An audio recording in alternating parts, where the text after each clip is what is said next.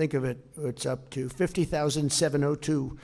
And S&P likewise set a new record today. They both set new records today, and boy, that's something good. But you're going to bring it to a much different level. Believe me, it's good, but it can go much better, and that's what I think you're going to do. In my first year, we passed the largest tax cuts in American history, the largest regulation cuts in American history, and the largest spending cuts in American history, all things that are so important to greatness. And last year, we slashed the budget by almost $500 billion. At the same time, our military was at $1.2 trillion, and we'll be doing the one thing we are going to be doing is, and we build everything in America, we build it here. It's jobs, jobs, jobs, but it's also strength, strength, strength. We're going to be submitting a military budget for $1.5 trillion. We have the greatest military in the world. I built it during my first term. I didn't know we'd be using it so much in my second term, but they gave away a little bit of it during somebody else's term, foolishly, but it's a very small part relative to the whole. But we have the greatest military in the world. I was with President Xi, and I said to him, we have the greatest military in the world, and he actually didn't agree. We had a great meeting. He actually didn't disagree with me on that very much, I will tell you. But we really do. What we've done in Venezuela, you see, what we've done to Iran. Iran is dying to make a deal. We'll see what happens, but we hit them hard. And we had no choice because Iran cannot have a nuclear weapon. They cannot have it.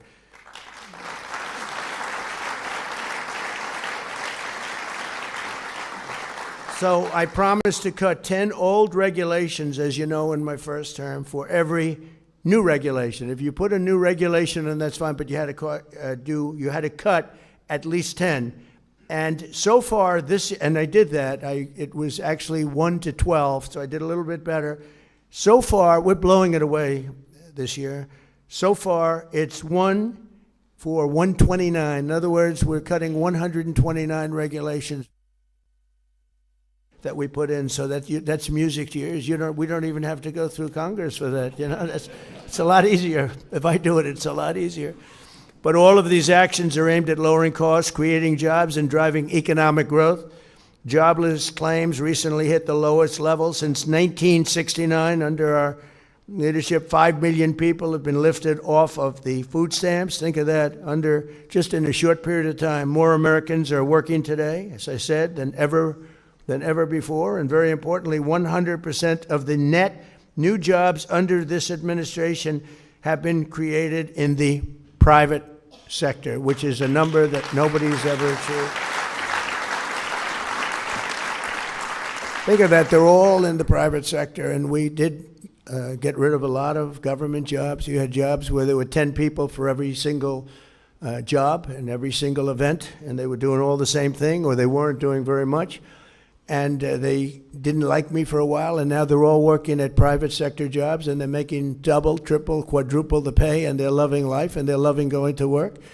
And it was a painful experience cutting that many people from the federal government, but it's been amazing, and you just can't have that. You can never make a country, as I say, great again if you're going to have all government jobs. We're all private jobs, and the jobs are coming. We're building more plants, more equipment than anybody any president's ever done, any administration's ever done. And the number I like the best is we have $18 trillion being invested in the United States for 11 months, not 12. We haven't gotten the results from 12 yet. We're pretty new. But in 11 months, we have $18 trillion being invested, with a T, being invested in the United States. And the record was $3 trillion many years ago by a different country that I actually just left. Starts with a C, but we have, and that was 3, and we're at 18 trillion. We're building factories, car plants, everything, AI, everything, all over the country. Nobody's ever seen anything like it. And I have to say, I have to give the credit to I used to say it was my favorite word of all, but I got in such trouble because when I said tariff is my favorite word, the media went crazy. They said, what about your wife, your family? What about God? What about religion? So I said, okay, good. I'll make it my 5th favorite word, right? But because of tariffs, we have tremendous amounts of, the car companies are all coming back. They left us for 35, 40 years. They left us. We will have 50% of the chip-making capability of who that man right there is. Let's stand up, will you please? But is that right? We're going to have 50% by the time I leave office, and maybe more than that. They're moving in from Taiwan. They're moving in from other places, and they're building in Arizona in particular, in that particular case. But between the auto plants, we have more auto plants under construction now than we've ever had before. We went many years and there was no plant built. And it's all due to what we did with tariffs, I guess November 5th, but all because of the tariffs and what they've done, used properly, used judiciously. So it's really something special. So we have all these plants under construction. They'll be completed over the next year and a half, and you're going to see numbers like we've never seen in this country before. No country has ever seen the kind of numbers you're going to see. And we have some of the people in this room, I look at them, some of the geniuses that are building those plants. You know, a plant used to cost, if you built a shopping center, it would cost $50 million a nice center, but $500 million a giant, beautiful center. These people are investing. You're going to have to look in $50 billion on a building for AI. $50 billion. I say, how big is it? Well, it goes 3 miles by 5 miles. Let you drive 3 miles, 5 miles. But it means jobs, and it's got tremendous potential for a lot of things. But when you talk about growth, no country will see, and you'll start to see that very soon, no country will see the growth that we're going to experience, and that we're already experiencing, but that we're going to experience. And one of the things that you see early on is we have the highest number of construction jobs we've ever had, and that's because they're building all of these plants, the auto plants, all of these plants are being built, including medical. Medical is pouring back in. Eli Lilly and so many of they're building 6 major plants. They're going to make almost all of their medicines here. We learned during COVID, it's not good to be held hostage by foreign countries. We're building all of these plants here. Lilly, Pfizer, all of them, they're all building tens of billions of dollars worth of medical plants. We're going to have almost all of our medicines made in our country, which is a really good thing to have. During 4 years of Biden, our country secured less than $1 trillion.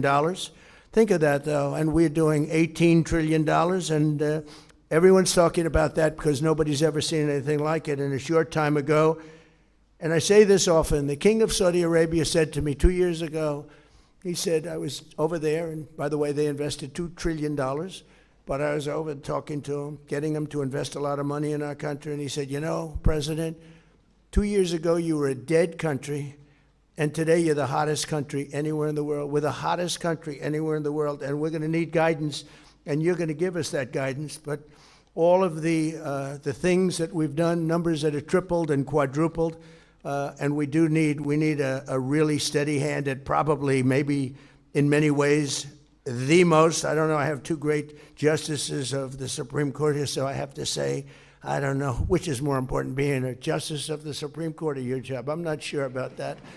I'm not sure. I think I'd rather be a justice between you and I. It might be easier. You're going to find out. You'll be saying that. Well, that's a very easy job.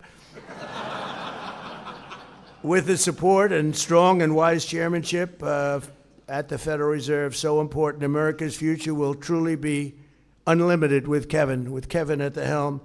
And he's off to an incredible start with his family, with his education, with his background, with all of the things he's done. He's respected by everybody. So important is to have that level of respect where you can walk into a room and people will listen to you, as opposed to walking into a room and not having that kind of persona. He has a persona like nobody else. So I just want to say congratulations, Chairman Warsh. You are really a special person in getting this job.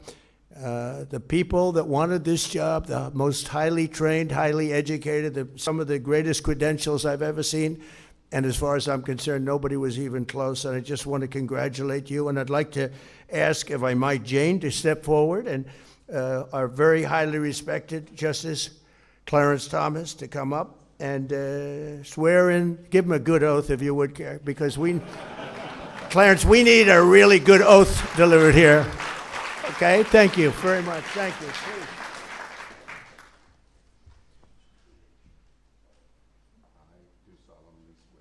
I, Kevin Warsh, do solemnly swear that I will support and defend the Constitution of the United States that I will support and defend the Constitution of the United States against all enemies, foreign and domestic, against all enemies, foreign and domestic, that I will bear true faith and allegiance to the same, that I will bear true faith and allegiance to the same, that I take this obligation freely that I take this obligation freely without any mental reservation or purpose of evasion, without any mental reservation or purpose of evasion, and that I will well and faithfully discharge and that I will well and faithfully discharge the duties of the office on which I'm about to enter. the duties of the office upon which I'm about to enter.